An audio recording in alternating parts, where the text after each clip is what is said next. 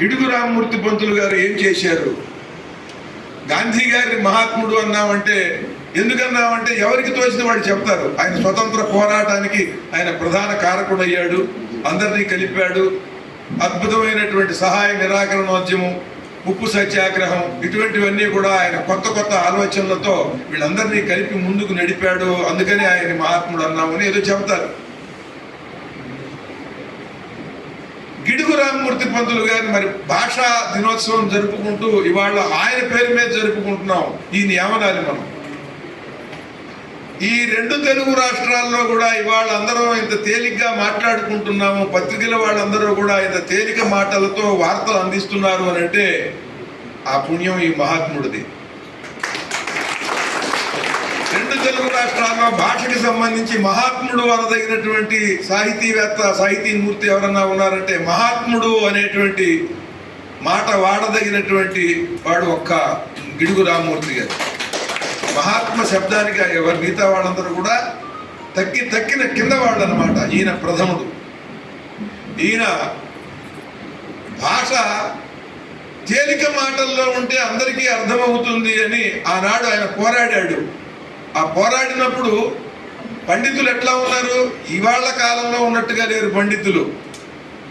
ఇవాళ కవులు, ఈ పార్టీ కవులు పండితులు. జ్యోతిష్కులు కూడా అట్లాగే, జ్యోతిష్కులు కూడా పార్టీలు వచ్చేసాయి. అట్లా ప్రతివాడికి, స్వామీజీలకి పార్టీలు వచ్చేసాయి. ఆ రోజున అలా కాదు.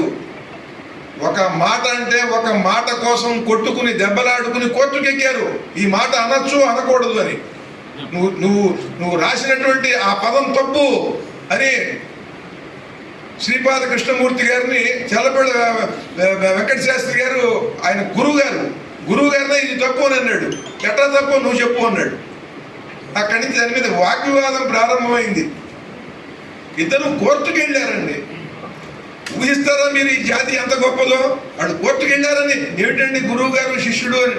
పరశురాముడు, భీష్ముడు కూడా కొట్టుకున్నారు, గురు శిష్యులు. ధర్మం కోసం ఒక మాట ఇది అనవచ్చు అనకూడదు, వ్యాకరణ పరంగా ఇది అనొచ్చు కాదు, కుదరదు, గ్రామటికల్గా ఇది మిస్టేక్ అన్నాడు, ఇది వ్యాకరణ దోషం అన్నాడు. దాని గురించి వాళ్ళిద్దరూ కూడా కోర్టుకు వెళ్ళి దెబ్బలాడుకున్నారండి. అంత గొప్ప మహాపండితులు. ఒక మాట, ఒక అక్షరం అంటే కూడా వెనక్కి తీసుకోరు. అటువంటి మహాపండితులు ఉన్నటువంటి కాలంలో వాళ్ళందరూ కూడా గ్రాంధిక భాషలోనే రాయాలి అనేటువంటి భావం 90 మందికి ఉంటే, 100కి 90 మందికి ఉంటే అది తప్పు అని వాళ్ళందరికంటే గ్రాంధికంలో గొప్ప పండితుడిన.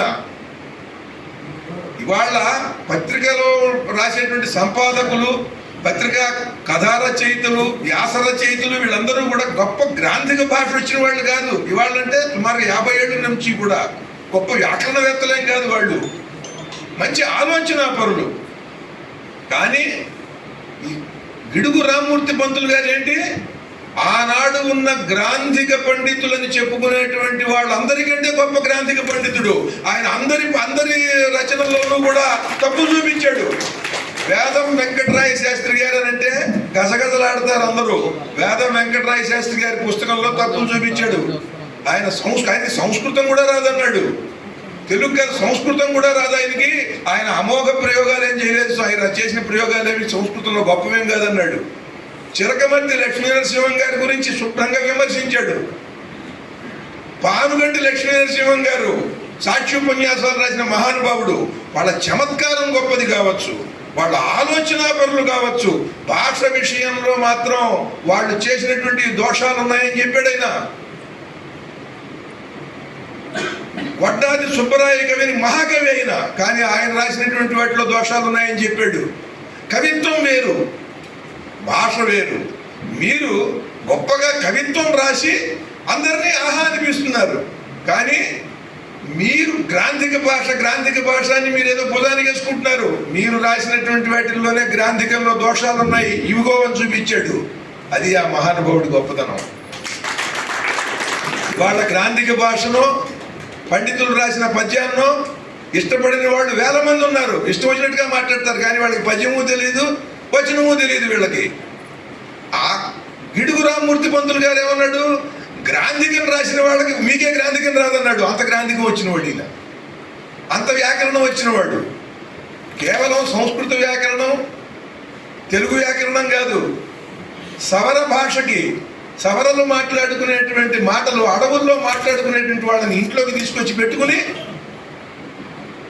వాళ్ళకి డబ్బులు ఇచ్చి వాళ్ళ భాష నేర్చుకుని ఆ భాష మొత్తానికి కూడా నిర్మాణాత్మకమైనటువంటి వ్యాకరణం రాశాడు. ప్రపంచంలో అట్లా మొట్టమొదట అద్భుతంగా ఆదివాసీల భాషకి వ్యాకరణం రాసినటువంటి మహానుభావుడు గిడుగు రామ్మూర్తి గారు. రాజులతో తిరిగాడు, జమీందారులతో తిరిగాడు. పర్లాకిమిడిలో, ఒరిస్సాలో ఇక్కడ ఉన్నటువంటి ఓటర్లు, జమీందారులందరూ కూడా ఓటర్లు అంటే ఒరిస్సా వాళ్ళు మన తెలుగు కార్యక్రమాలకు వాళ్ళని సహాయం చేయరని చెప్పాడు.